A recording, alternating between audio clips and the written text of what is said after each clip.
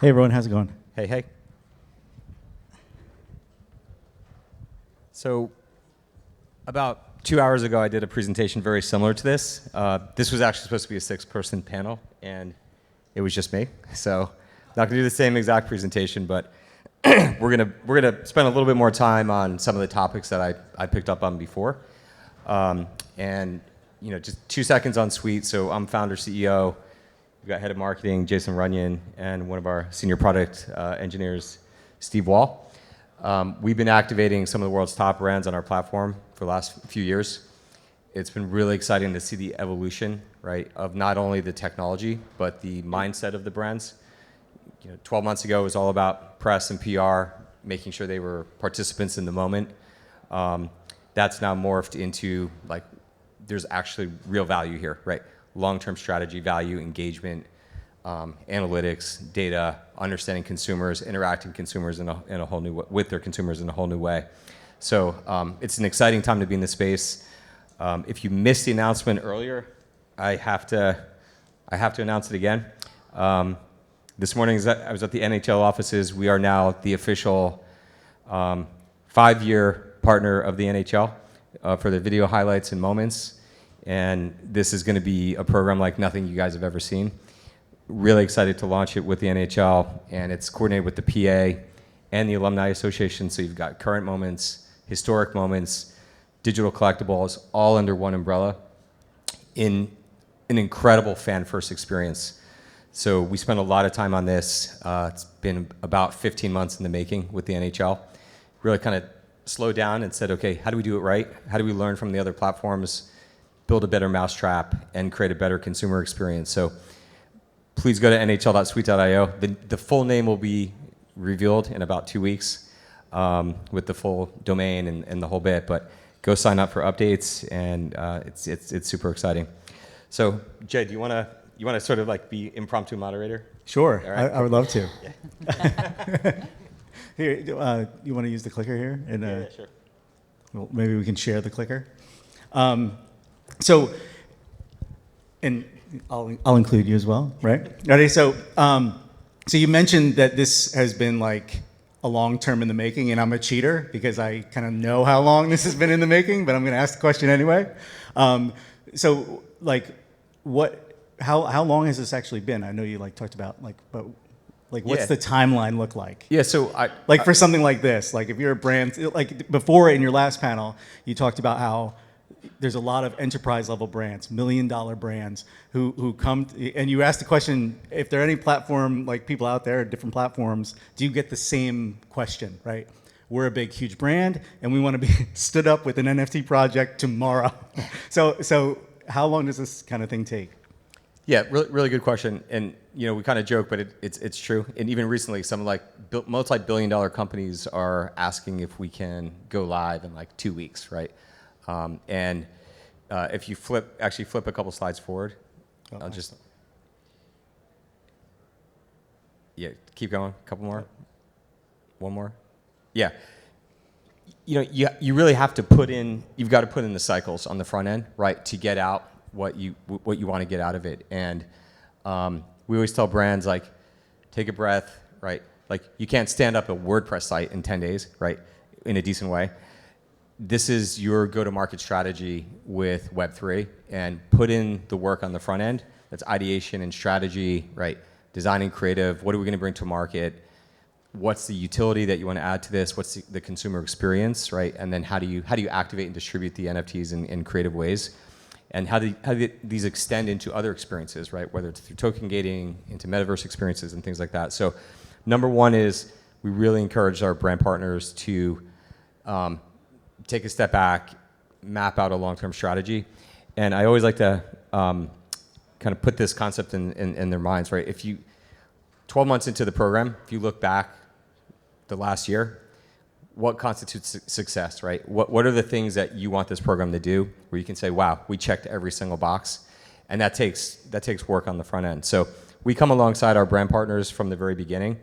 We eventually activate them on the Suite platform. So we have a full, very robust multi-chain platform that we bring them up on. But all this work in the beginning is really critical. In the case of the NHL, the very first call I had with the NHL, there was complete alignment on what this vision could be and what this program would be, and it was really all about the fans, right? How do you build something that is engaging, fun, and all-encompassing and easy and intuitive? And so we had this instant alignment on vision and strategy and how we bring packs to market, highlights and moments. And I think what makes this program so special is the fact that you've got, I think for the very first time in professional sports, right, the league, the alumni, and the PA working on a program together. And I was at their offices today, and they said that doesn't happen easily, right? Where the league and the PA are like lockstep on a program. So that's what you call a fan-first experience, right? Because you get the best IP, the best marks, you get the players in their jerseys, you get the best highlights, you get the historic moments, all under one experience. So this was about 15 months plus in the making. I think I looked at my very first reach out to the NHL. It was like April 2021, something like that. But we really hit it off with the team. There's a lot of rigorous diligence on the technology, the platform, the team, the vision, the strategy, and happy to see it hit ESPN today. Just good stuff. That's awesome. The interesting thing you keyed in on is like the fan first, and the NHL are definitely excited about like this being a fan first program. But I feel like one thing that comes up a lot with the brands that we work with is, and it's, I think it's interesting for NFT.NYC, because one of the things that comes up, I think, is the brand wants to be authentic to their audience, their customers, right? And then they also want to be authentic to this space, right? So can you maybe talk a little bit about like how, like even just with like something like the NHL, what is the vision for like achieving that, right? Not just engaging NFT enthusiasts, right? Who might be like, oh, this is cool, right? But how do we actually get, like on the way into the city from New Jersey, I was behind a pickup truck and the guy had a Devils stickers all over the back. And I was like, how do we get that guy, right? So that's the question, is how do we get both, right? And maybe Steve, you can weigh in a little bit too. Well, you said, how do we get both types of people? I think of the Web3 folks being not afraid of the deep end of the pool, you know, and the folks new to the space looking for the stairs and the shallow end with like, you know, the arm rail, you know, and the fact that you can be where you are, how you're already interacting with the team in MSG or anywhere like that, and scan something, and just because you already have a Google account or an iPhone in your hand in 3 clicks, like be on that first step in the pool, like that's how you get the shallow end people for us. And we also have the deep end too, because we're chain agnostic. We're, you know, trading is on our platform, so other wallet connections for some of the Web3 savvy folks can, you know, go off the diving board, do backflips also. Yeah, no, I think that's a great point. You want to add anything, Tom? Yeah, I think that's spot on, right? Like this is a phenomenal conference, right? And the energy and the excitement is like off the charts. And you know, I started my first tech company in 1996, so I remember when it was hard to explain what a website was, right? I was like, what's a web browser? Like, what's this brand website? You know, and the joke was back then we were calling them digital brochures, right? Because it's like it's the only way you can describe it. Like, the brand has a brochure, now it's a digital copy, right? So I've seen a lot of that energy and like a lot of sort of like ebbs and flows of rapid innovation of technology, and like this is like next level excitement and enthusiastic. With that said, very small number of users are really playing in this ecosystem, right? There's a whole world of mass adoption that has to happen, and we're really focused on that at Suite, right? If you're a league, you're a team, like we activated the Knicks, right? The Cavs. We do a lot of work in sort of the NBA team level, and a lot of the distribution models are at venue, right? So the very first time you're going to get an NFT, you're sitting like with a, you know, with your you know, your beverage. Beverage. There you go. Right. And you know, you're scanning a jumbotron, right? You're not going to be hooking up MetaMask and like buying Ethereum for the first time at that moment, right? So you need an onboarding ramp to get broader consumers in. And then to Steve's point, I think you called it a lazy river one time. That's right. Yeah. You can get in on the raft anywhere you want, right? But then we can bring you down more sophisticated paths, right? Once you're in the experience. And if you flip through to what we did with McLaren, just as an example. Come on, clicker. Here we go. So when we launched McLaren Racing, big F1 team, there are a lot of ways we can go to market, right? You can celebrate the heritage of the brand, right? Bruce McLaren, a famous driver, really cool vintage cars. But we wanted to have this concept of continuity. We want to have ease of use, gamification, check all the boxes to make this like a long-term strategy. So if you flip forward one, we ended up building an NFT collection experience. We took a car, broke it into 22 3D modeled parts, and then built a race, right? The first 35 people to collect all 22 parts would unlock the car. That left... is this not even... That's what I just realized. It's not even... Have you guys not seen our deck at all? No, it was on for a little bit. But oh my gosh. Sorry, guys. You're just looking at me. There we go. Yeah. Okay, better. So that you see that left front tire? We gave that away. It was like a free drop. It was literally a social drop. Discord, McLaren put it out. Hundreds of thousands of people now got incubated into the experience. And it did two big things. Number one, it was like... wow, like I didn't think I could actually own an NFT. It was really easy, right? I was able to get one, spin up a wallet, and had an NFT. So it demystified it for the consumer base. Two, it just incubated a bunch of eager participants now to start playing the game, right? To get into the experience. And 35 people unlocked the car. Those 35 people are like best buddies. They meet for dinner. They're building websites together. They actually worked as a team to go find the number one mint of every 22, all these 22 pieces, and bring them together, right, in a common wallet. But here's what's really cool about this.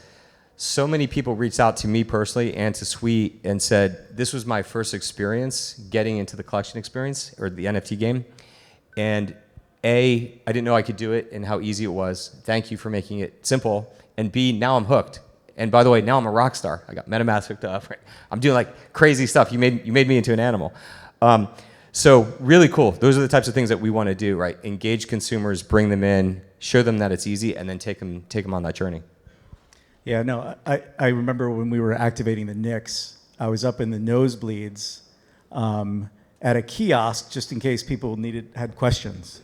And I remember a guy with a Bored Apes sweatshirt hoodie walked by, and he was like, "No way, NFTs is amazing. Where do I get it?" You know what I mean? And at that point, I was like thinking through some of this conversation, which is like, this guy is going to be excited to get one. Well, you know, it's interesting and that yeah, and then I was at a different place in the arena at that same night, and there was you weren't in an the older nosebleeds, I remember. No, and there was an older gentleman older season ticket holder, standing there with a piece of paper from his nephews saying, "Get me this NFT." And he's like, "I found this booth because my nephews told me I needed to get this at this game." And he didn't even have it wasn't an iPhone or anything. You know, we still hooked him up. He had a Google account and got the souvenir cup for his nephews, like the foam finger. You know what I mean? And it was mission accomplished. It was like that. It was easy. Yeah, and like small gamification elements. So here's a program we did with the Cleveland Cavs, right? And the NBA had some pretty strict restrictions on distribution models and how you can bring these to market. But we created a whole collection experience in the form of a locker. So if you back up one, Jay, sorry. So users claimed an NFT locker. There was a countdown. Eventually the locker opened. And then once that locker opened, one forward. There you go. All of these like masked areas, right, were like things that you can go collect and trick out your locker. And you started as a rookie, and you can make it all the way to All-Star. And you can see I did make All-Star, which I'm excited about. But every one of these things are actually minted NFTs populating your locker, distributed in creative ways. Most of them at venue on the Jumbotron, right? And it was like a phenomenal success. Similar programs we've done, like at Madison Square Garden, we've gotten the highest conversion on any QR they've ever put on the Jumbotron, right? Insane, right? And that's through the excitement about the space and what it means to collect a digital collectible. And it's a real testament to the ease of onboarding, right? Because it has to be easy if you're going to be doing it like while you're at a game. So really fun, cool experiences that we've brought to market. I guess my last question is, because you're talking about like ease of use, like like how easy is it to spin up on the Suite platform? Like, there's a wallet, right? Yeah, so we've got a wallet. It's basically called the Suite Wallet, and it supports multi-chain. We support various blockchains. We've actually built our platform where the blockchain can insert as a module. And so whether it's Tezos or Polygon or SLP or Flow or whatever we want to slot in, once we slot that blockchain in, every function becomes available on that chain, whether it's making a purchase, spinning up a wallet, getting your first NFT, doing trades, NFT swaps, QR gifting, QR distribution, right? It just becomes part of the ecosystem. So what we like to say is if you're a newbie and you're new to the space, we got you covered. Just get a credit card out, make a payment, we spin up a wallet, we fund the gas, and we put it right in your wallet, and there's your first NFT. If you're more sophisticated, you want to hook up Temple, MetaMask, you can do that as well, and kind of pay in a more traditional, traditional Web3 way. Yeah. There's so many traditions. yeah, right. So it's a really cool path and very, very easy and consumer friendly. Yeah. Oh, anything to add? What's interesting about this locker is there's no jerseys or basketballs. And That's we true. still worked around it really well because of IP restrictions, which we don't have to deal with the NHL, which is nice. That's actually true. I mean, We had an artist collaboration on the shoes, though. That was a nice way to get some legitimacy in there, too. Yeah, They're for custom sure. designed. Yep. no, and back to your point, just to bring this kind of full circle, I guess, back to the NHL, and I think the point you made about the league being into it, the alumni association, right, the players association, so that now, if you're a hockey fan, you can actually engage with this stuff that you care about, right? I was talking to somebody the other day at our booth about, no.